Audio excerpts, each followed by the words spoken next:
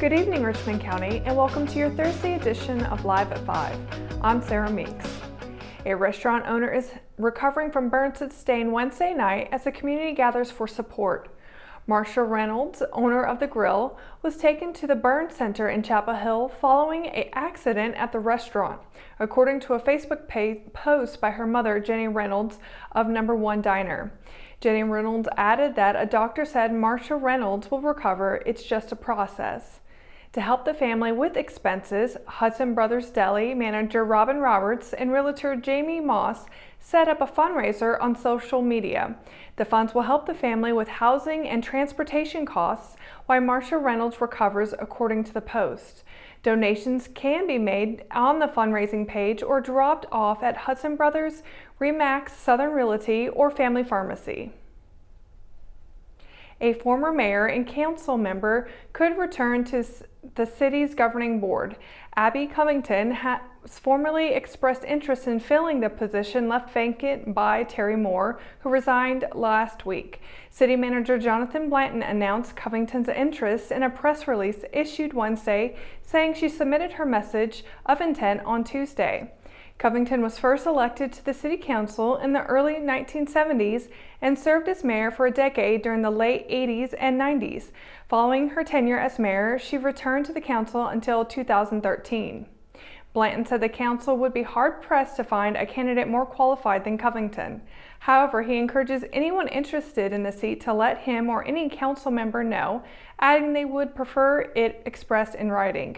The council will meet at 5 p.m. on March 6th to discuss filling the seat, and Blanton expects the chosen candidate to be sworn in at the regular monthly meeting on March 10th.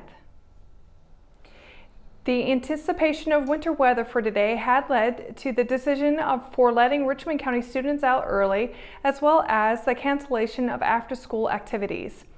Richmond Raider football fans looking forward to Brian Till's much-anticipated State of the Program address that was scheduled for tonight will have to wait a few more days. The annual presentation, which Till has done each offseason since he became the Raiders head coach, will now be held on Tuesday in Richmond Senior High School's cafeteria. Till took to Twitter Thursday morning and tweeted that the event will take place at 6 p.m. but could change depending on the release of the Raider basketball team's playoff schedule. The first round of the state playoffs are set for Tuesday, and Richmond is projected to have a home game. Till, who is a big advocate for community support and involvement for players and fans alike, is encouraging fans to attend to learn more about where the Raider football program stands. This year, Till will highlight the program's finances and intake from the 2019 season, planned player camps and coaching clinics, and update fans on equipment, including the 24 helmets that were won in a voting contest with the Carolina Panthers. Till will also discuss the Raiders' vision for the coming season and what the goals are for 2020. Another major talking point will be Till's push to have an indoor practice facility built on Richmond's campus. The third time is a charm for the Richmond boys basketball team when it played Lumberton on Wednesday. Seeing the second round of the SAC tournament moved up one night due to the possibility of inclement weather, the number 3 Raiders upset the number 2 Pirates on their home floor and advanced to their second straight SAC tournament title game.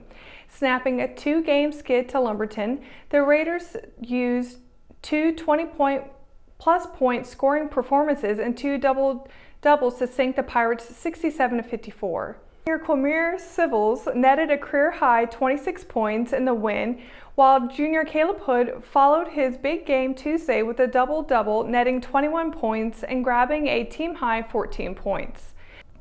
The Raiders will contend for an SAC tournament title on Friday, weather permitting, on the road at Pinecrest. The Patriots defeated 71st on Tuesday.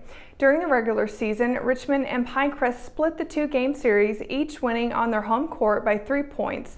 Tip-off is set for 6 p.m. in Southern Pines. Contending for their first SEM SAC title since 2016, the Rockingham boys basketball team played top seed West Hoke on Wednesday. The Rockets would come up short in the championship game, suffering just the second loss of the season. The Tigers clinched the title on the hardwood at Hoke County in a 60-30 decision.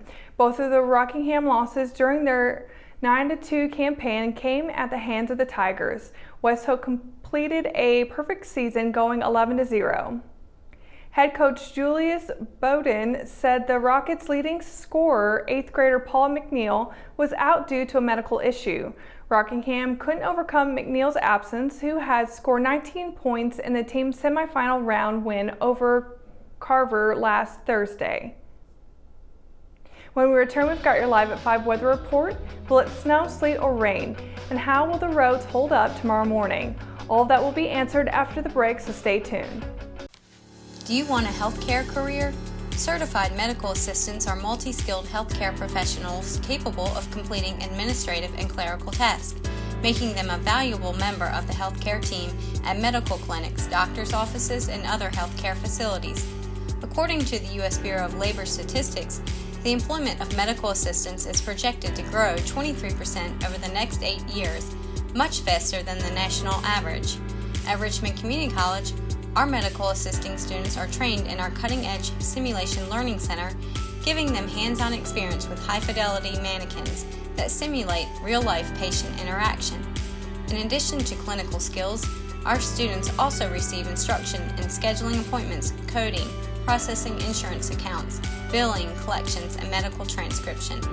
Complete the medical assisting program in just 2 years and start your lifelong career today. Visit www.richmondcc.edu to learn more about enrolling in the medical assisting program at Richmond Community College or call 910-410-1700.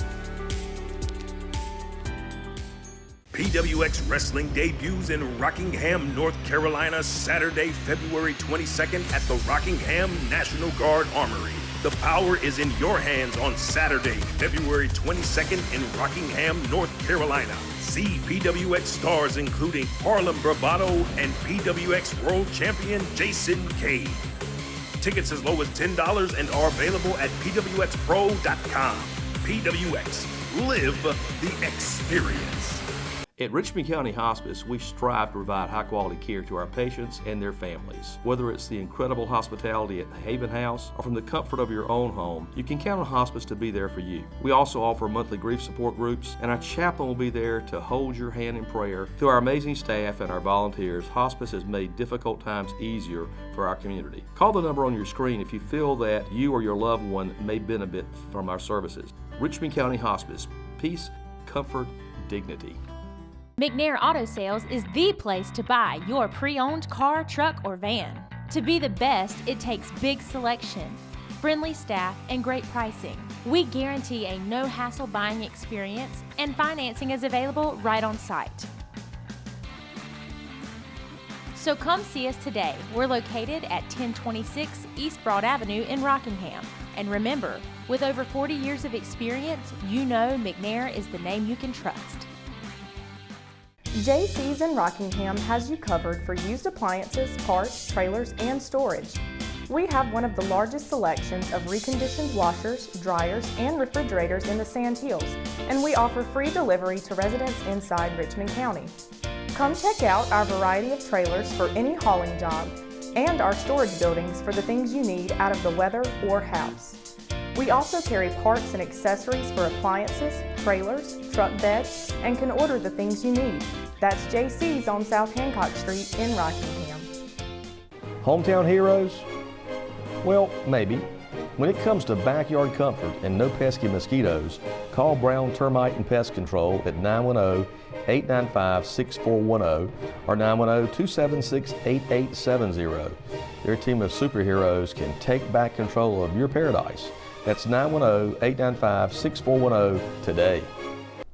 Your Live at 5 weather report is brought to you by RO Yellow, Richmond County's new online business directory. Happy Thursday, everyone. It is finally here today. Everyone's been anticipating the winter weather that we're about to get either right now or a little bit later on, depending on what time you're watching the show here tonight. We are anticipating snow to be in here, about 80% chance of that falling at 6 o'clock tonight, an hour from now from Live at 5, of course, but 38 degrees. And I know what you're thinking, that's not below freezing, but up in the atmosphere, it's a lot cooler up there than it is on the ground. So you will likely see some snowfall at the very least. Will it stick? Probably not on impact, but as more of it keeps falling, the ground temperature is going to start dropping. And of course, with snow falling on the ground and soaking up that heat, the extra layer above it is going to continue to pile up. So how much will we get? Well, it's still up for debate on how much we're going to be getting, but we'll keep a check on that for you tonight as well. Depending on how much we get, is really kind of wait and see at this point how much we're going to get. Of course, 7 o'clock will be continuing on tonight. 80% chance of it still falling at 7 o'clock. And if we look a little bit further into the night, we're going to be expecting it to continuing to snow up until about 10 o'clock. And a little bit up to 11 more likely, but at 10 o'clock it'd be a 30% chance of snowfall. And again, since that's such a small chance, it may already be done by then, but 36 degrees at 10, so temperature dropping just a little bit tonight, but still, like I said, even though the temperature right here on the surface isn't as cold as you might expect it to be for snow to come down, but the atmosphere above us is probably a little bit cooler, so it is allowed to form those crystals and make the snow happen. Let's talk about tomorrow morning, because a lot of people are also concerned about that as well. Of course, with all of this, no matter what, whether it is going to be just freezing rain or snow or sleet, whatever it may be,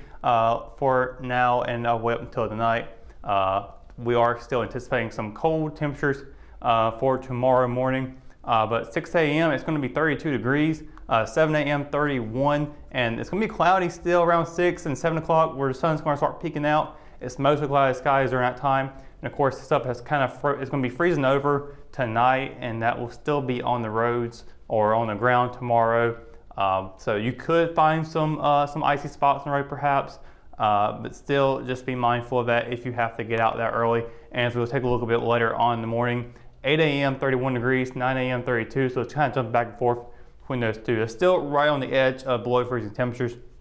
And again, like I'm saying, as the more of it falls, the more of it will stay on the ground.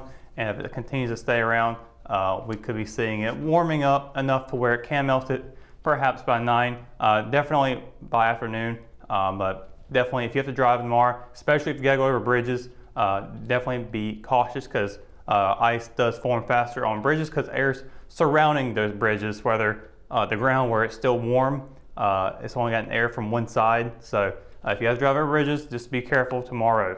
But let's take a look at tomorrow overall. Across the Sand Hills, sunny skies all day long, pretty much from the afternoon onward. No clouds in sight. Fayetteville's going to be a high of 40, low of 23. Rayford will be seeing a high of 40, low of 23 as well. Down in Robeson County, it'll be a high of 39 and a low of 24. Over in Scotland County, it'll be a high of 41 and a low of 24. Moving upward to Southern Pines, it'll be a high of 40, low of 21. Ellerby will be a high of 41, low of 21. Rockingham and Hamlet will be seeing a high of 42, low of 22. All the way down in Bennettsville, it'll be a high of 42, low of 24. And then across the PD in Waysboro, it'll be a high of 42, low of 25. So very, very cold temperatures for tomorrow, with that low being below freezing temperature still. But we're getting up to about 40, so that's not a big jump for what you might consider a high. It's still pretty low for a high. Taking a look at the 7-day forecast though, we are still expecting more sunny skies for the weekend. Friday again, be a high of 42, low of 22. Saturday is going to be really cold too. It'll be a high of 53, but the low is going to be below freezing temperatures. It'll be a low of 27. And then on Sunday, it will be sunny with a high of 58 and a low of 36. And then Monday, if you thought we were done with all of this mess with the rain and precipitation, we're not done yet, because after Sunday, the next 3 days from there, it will be highly anticipated for rain. High of 52, low of 49 on Monday. Rain again on Tuesday with a high of 65, low of 51. No chance though in the evening, but it'll be a 30% chance in the afternoon, so possibly not even happen. Wednesday, same case, high of 64, low of 43. And then on Thursday, partly cloudy skies with a high of 51 and a low of 32. So and that was a lot of information we just showed up on the board here today about the snow, but of course everybody's anticipating it. So just to be safe, if you have to go over bridges tomorrow, definitely be mindful of that, especially early on in the morning if you got to get out there in the mess. But definitely we are expecting a lot of that, or just at least a good amount of it, to potentially freeze over overnight, and we'll be having to be very careful tomorrow. That's going to do it for your Live at 5 weather report and for tonight's edition of Live at 5. Of course, for the latest news, sports, and events happening here in Richmond County, you can always visit richmondobserver.com, or you can download the free RO app for your mobile devices. In the meantime, I'm Russell Parker for Live at 5. Thanks for watching, and we'll see you tomorrow. Good night, Richmond County.